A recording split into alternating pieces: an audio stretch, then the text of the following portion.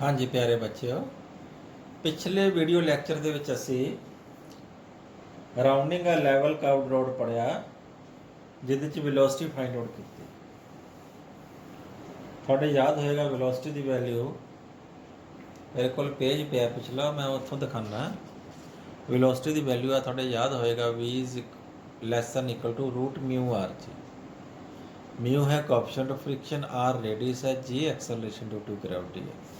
जे values put करोगे ना mu ते आर ते जी दी, तो वेलोसिटी बड़ी थोड़ी आती है, मीनस 10 किलोमीटर प्रति सैकेंड है ना। तो बच्चे बड़ी दिक्कत आ जाती है।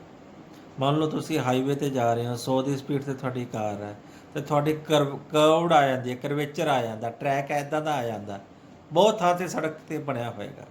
फिर तो तुसी 100 की स्पीड तो ब्रेकां लाणियां पैणगीਆਂ, 10 की स्पीड ते लैके आनी पेगी। नहीं, जे नहीं लिआंदे तो थोड़ी गड्डी पलट जाऊगी, है ना। बट आपां नूं पता इदां नहीं हुंदा। ओवरऑल की हुंदा, आपां बड़ी वधिया उसे स्पीड दे विच जांदे जांदे कार नूं बिना पलटाए उस ट्रैक नूं कवर कर जांदे।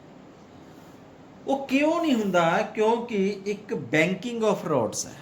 अगला टॉपिक है बैंकिंग ऑफ रोड्स, वो तुहानूं दसदे। ਉਹਦੇ ਪਿੱਛੇ ਕਾਰਨ ਕੀ ਹੁੰਦਾ ਹੈ ਕਿ ਜਿਹੜਾ ਜਿਵੇਂ ਆਹ ਕਰਵੇਚਰ ਹੈ, ਜਿਹੜਾ ਆਊਟਰ ਐਜ ਹੈ ਸੜਕ ਦਾ, ਤੁਸੀਂ ਧਿਆਨ ਨਾਲ ਚੈੱਕ ਕਰਿਓ, ਉਹ ਥੋੜਾ ਜਿਹਾ ਉੱਤੇ ਨੂੰ ਚੱਕਿਆ ਹੁੰਦਾ। ਆਊਟਰ ਐਜ ਉੱਪਰ ਨੂੰ ਚੱਕ ਦਿੰਦੇ ਨੇ ਕਾਰ ਦਾ, ਤਾਂ ਕਿ ਕਾਰ ਥੋੜੀ ਟੇਢੀ ਹੋ ਜਾਂਦੀ ਹੈ, ਜਿਹਦੇ ਕਰਕੇ ਕੀ ਹੈ ਤੁਸੀਂ ਬਹੁਤ ਹਾਈ ਵੈਲੋਸਿਟੀ ਦੇ ਨਾਲ ਉਹਦੇ ਚੋਂ ਪਾਰ ਕਰਕੇ ਨਿਕਲ ਸਕਦੇ ਹੋ। तो let us calculate the value of velocity. कितनी वेलोसिटी होएगी ਉਹਦੀ ਫਾਰਮੂਲਾ ਕੈਲਕੂਲੇਟ ਕਰਦੇ ਆ। ਤੇ ਹੁਣ ਤਾਂ ਤੁਹਾਨੂੰ ਪਹਿਲਾਂ ਰਿਜ਼ੋਲੂਸ਼ਨ ਆਫ ਫੋਰਸਿਸ ਬਾਰੇ ਪਤਾ ਹੋਣਾ ਚਾਹੀਦਾ। ਹੁਣ theta is angle of banking. ਜੇ ਮੈਂ ਦੁਬਾਰਾ ਡਾਇਗਰਾਮ ਬਣਾਦਾ ਤਾਂ ਜ਼ਿਆਦਾ ਬੈਟਰ ਹੈ। ਇੱਥੇ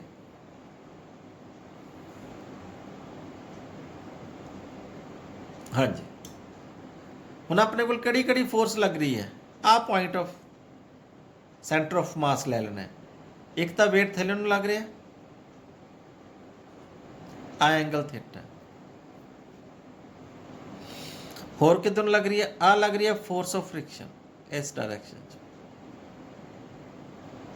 ते रिएक्शन किधर लग रहा, ये परपेंडिकुलर आर।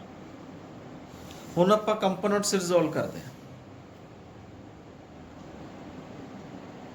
आर ਨੂੰ दो कंपोनेंट्स रिजोल्व करते हैं। जे आ एंगल थीटा है तो आ भी थीटा होएगा, तो ये बिल्कुल परपेंडिकुलर डायरेक्शन दे विच आ एंगल भी थीटा होएगा। आ थीटा तो आ भी थीटा, आ थीटा 90 है, हाँ 90 माइनस थीटा हो गया तो आ भी थीटा होएगा। ठीक है जी। तो आर इधरले पासे होएगा आर कॉस थीटा, तो इधरले पासे होएगा आर साइन थीटा। आर ਨੂੰ दो कंपोनेंट्स रिजोल्व किया। ਹੁਣ ਫੋਰਸ ਨੂੰ ਦੋ ਕੰਪੋਨੈਂਟ ਸੋਲਵ ਕਰ ਦਿੰਦੇ ਆ। ਉੱਪਰਲੇ ਪਾਸੇ ਹੋਏਗਾ F cos ਥੀਟਾ, ਥੱਲੇ ਪਾਸੇ ਹੋਏਗਾ F sin ਥੀਟਾ। ਇਹ 'ਚ R ਨੂੰ ਕਰ ਲਿਆ, ਅੱਗੇ ਆਪਾਂ mg ਨੂੰ ਵੇਟ ਨੂੰ ਕਰਦੇ ਹੁੰਦੇ, ਕੋਈ ਫਰਕ ਨਹੀਂ ਪੈਂਦਾ ਇਹਦਾ ਨਾ, ਇੱਕੋ ਚੀਜ਼ ਹੈ। ਅੱਗੇ ਆਪਾਂ R ਨੂੰ mg cos ਥੀਟਾ ਦੇ ਬਰਾਬਰ ਲਿਖਦੇ ਸੀ, ਹੁਣ mg ਨੂੰ R cos ਥੀਟਾ ਦੇ ਬਰਾਬਰ ਲਿਖ ਦਾਂਗੇ। ਹੁਣ ਰਿਜ਼ਲਟੈਂਟ ਫੋਰਸ ਇਕੁਇਲਿਬ੍ਰੀਅਮ ਦੇ ਵਿੱਚ ਲਿਖ ਸਕਦੇ ਆ। ਉੱਪਰ ਫੋਰਸ ਕਿਹੜੀ R cos ਥੀਟਾ, तो उपरली फोर्स, नीचे दो फोर्सेस ना, एक एम जी है तो एक F sine theta, minus m जी प्लस एफ साइन थीटा दे इन्हां दोहां दे जोड़ दे बराबर होएगी। हुण इधरले पासे भी दो फोर्सेस है किहड़ियां, एक तो है आर साइन थीटा, दूजी है कंपोनेंट ऑफ फोर्स किहड़ी एफ कॉस थीटा। इन्हां दोनों का सम बच्चों की देगा centripetal force m v square upon r. इन इक्वेशन नंबर 2 दे देने। हाँ जी, फोर्स बच्चों, फोर्स ऑफ फ्रिक्शन अपन पता mu into r, mu s भी लिख सकते हैं, स्टैटिक फ्रिक्शन, लिमिटिंग फ्रिक्शन है ना, डजंट मैटर। ये वैल्यू इत्थे पुट किसती आ सकती है, इत्थे ते इत्थे दोनों थां ते।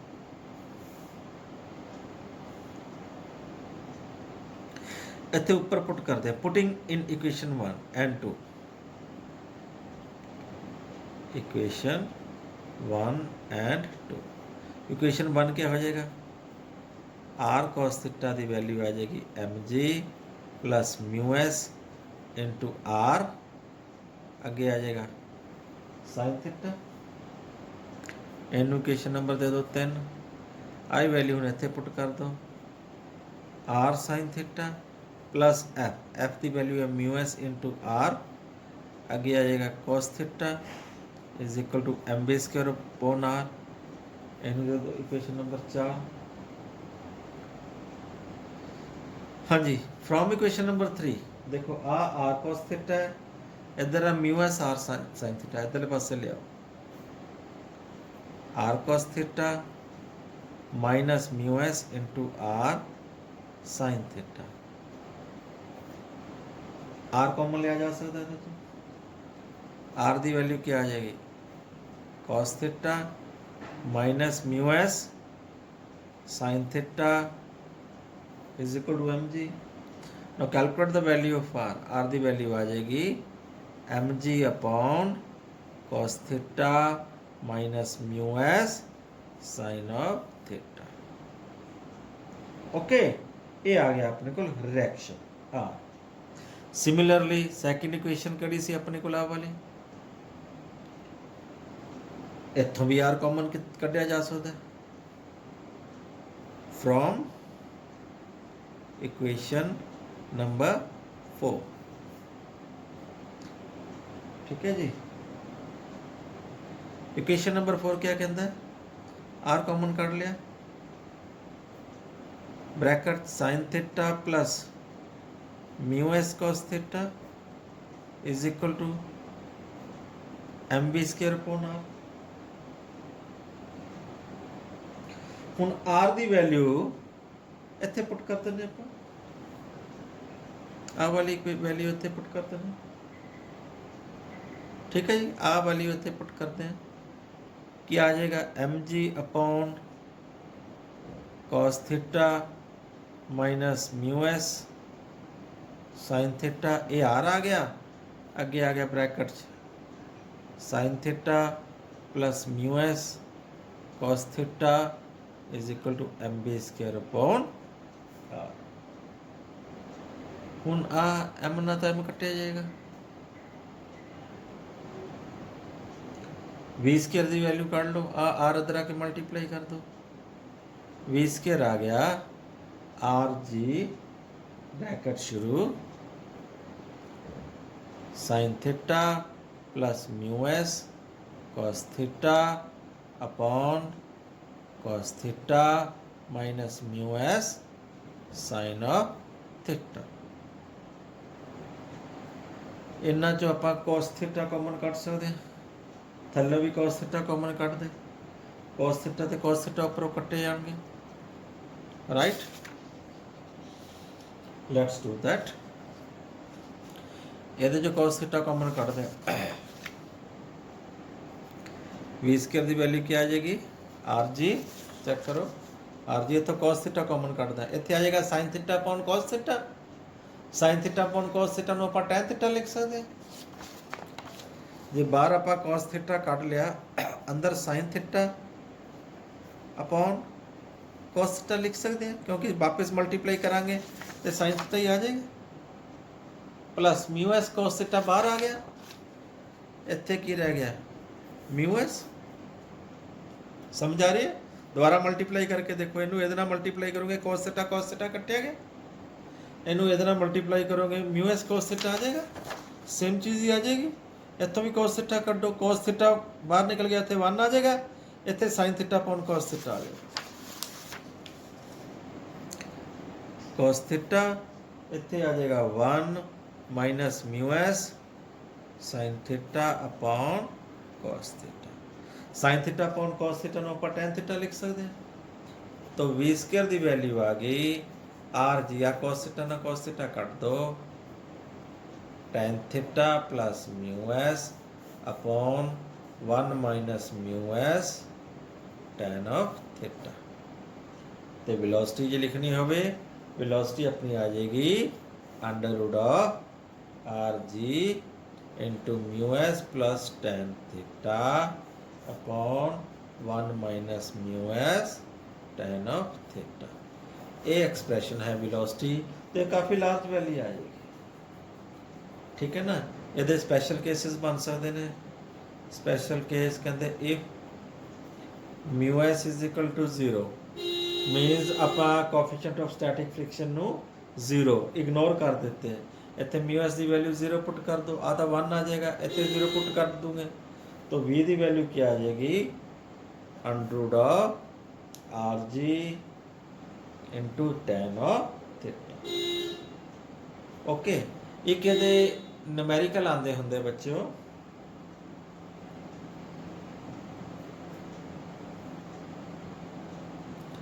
ਕਿ ਐਂਗਲ ਆਫ ਬੈਂਕਿੰਗ ਦਿੱਤਾ ਹੁੰਦਾ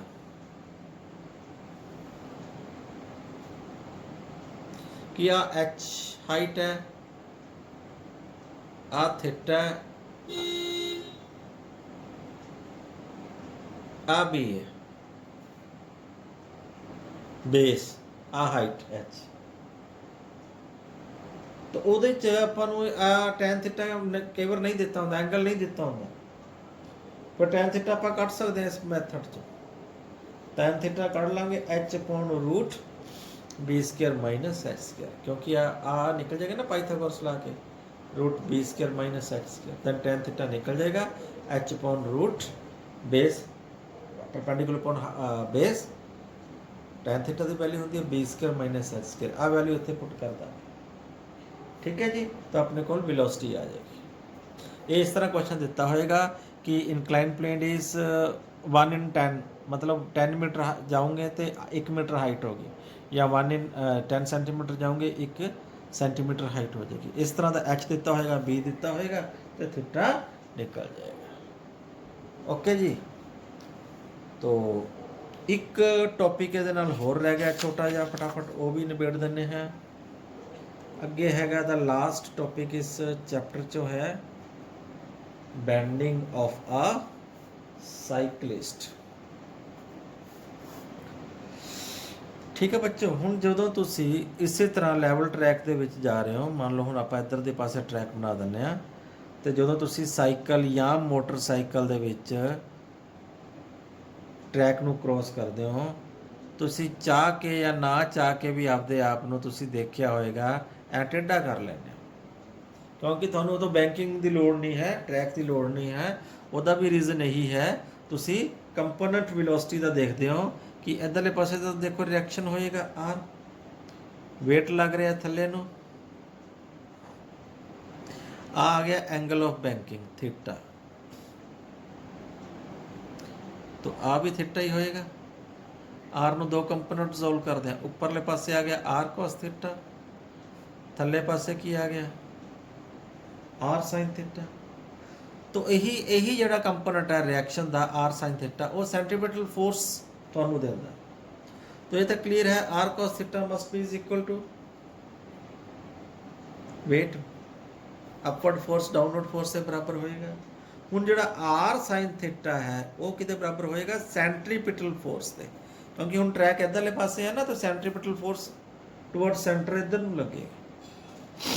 ठीक है, इथों रेशो ले लो सीधा ही, ए इक्वेशन 1 है, ए इक्वेशन 2 है, डिवाइडिंग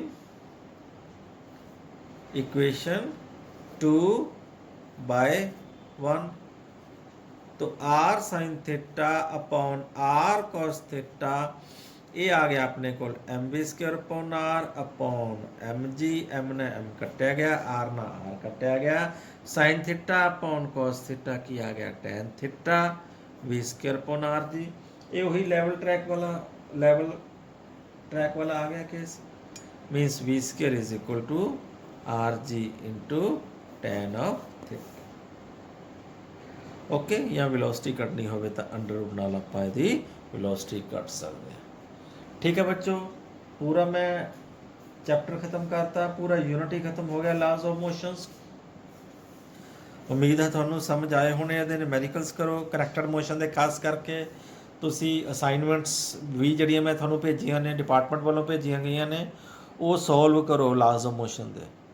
किसी बच्चे ने मैंने सॉल्व करके हजे तक नहीं भेजी, तो ग्रुप च भेजो सॉल्व करके, ताकि बाकी बच्चों भी पता लगे तो डिपार्टमेंट को भी पता लगे तुसी काम कर रहे हो। Thank you, have a nice day.